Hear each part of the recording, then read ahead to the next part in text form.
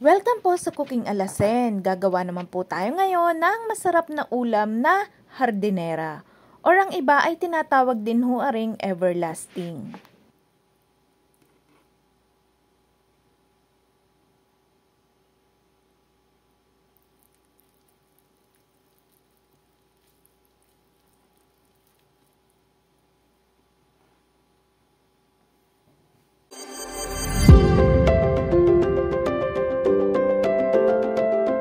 Meron ho ako din ng 1 kilo ng ground pork.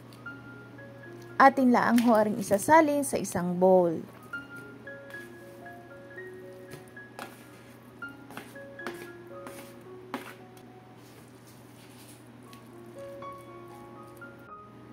One tablespoon ng salt or pwede rin ho kayong gumamit ng patis. Ground black pepper. Ariho ay pinagsamang minced onion at garlic.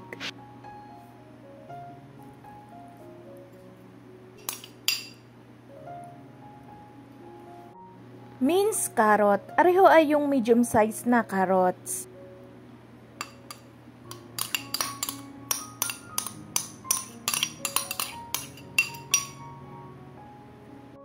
Minced green bell pepper or mas maganda ho kung meron din kayong red bell pepper para makulay yung inyong hardinera. At maglalagay din ho tayo ng raisins or pasas. At kalahating tasa ng breadcrumbs. Maganda ho kung maglalagay kayo ng breadcrumbs para hindi ho malambot yung kalalabasan ng inyong hardinera. At 2 itlog.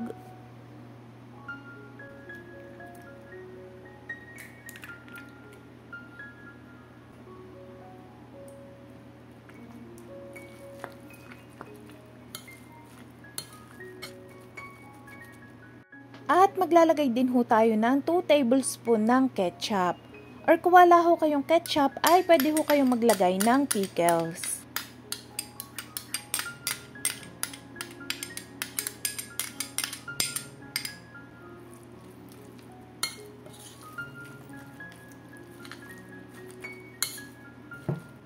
At maglalagay din ho tayo ng 2 tablespoon ng powdered milk para malinamnam ho yung kalalabasan ng ating hardinera.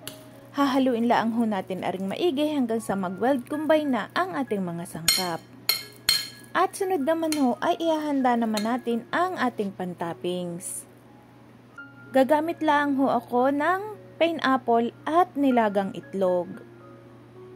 Para sa ating molder ay gagamit ako ng llanera. Nilagyan ko lang ho ng parchment paper ang ilalim para madali ho natin siyang mai-unmold.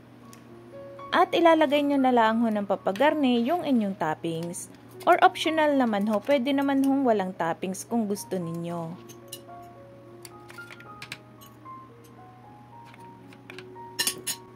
At saka ho natin ilalagay ang ating mixture. Inyo lang hong siksiking maigi para ho mahalagyan yung nasa pinakailalim.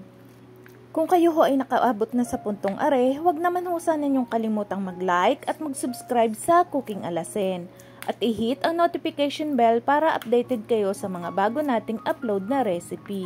Mura na, masarap pa.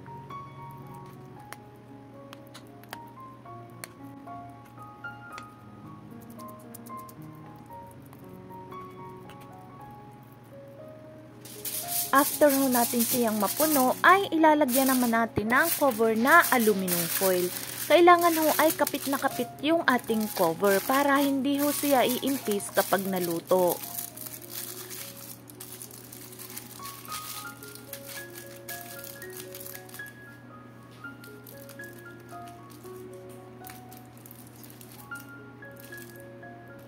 After ho nating mabalot, ari naman ho ay ating i-steam. Kailangan ho yung ating steamer ay kumukulo na ang tubig bago natin ilagay aring ating mga llanera. At pagkalagay ho ninyo ay takpan at i-steam lang ho ninyo ng 45 minutes sa low heat.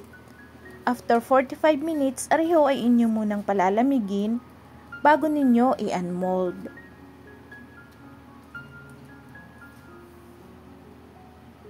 Kapag nag-cool down na ang ating hardinera, ay pwede na ho natin aring i-unmold. Ari ho yung sinasabi ko sa inyo na kailangan ho ay kapit na kapit yung ating cover para ho walang space yung kanyang kalalabasan. Dahil kapag yan ho ay may space ay papasukin ho iyan ng tubig at iimpis ho yung inyong hardinera. Ngayon ho ay atin na ho aring hihiwain. At titingnan natin kung maganda yung kanyang kinalabasan.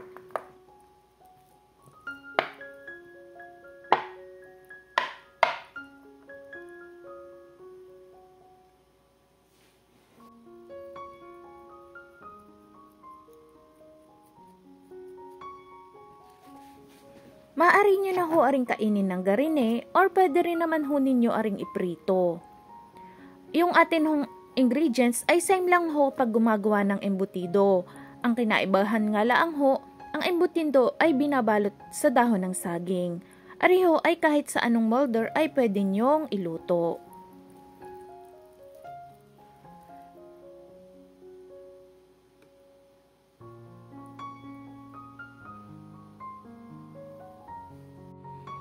Maraming salamat po sa inyong panunood.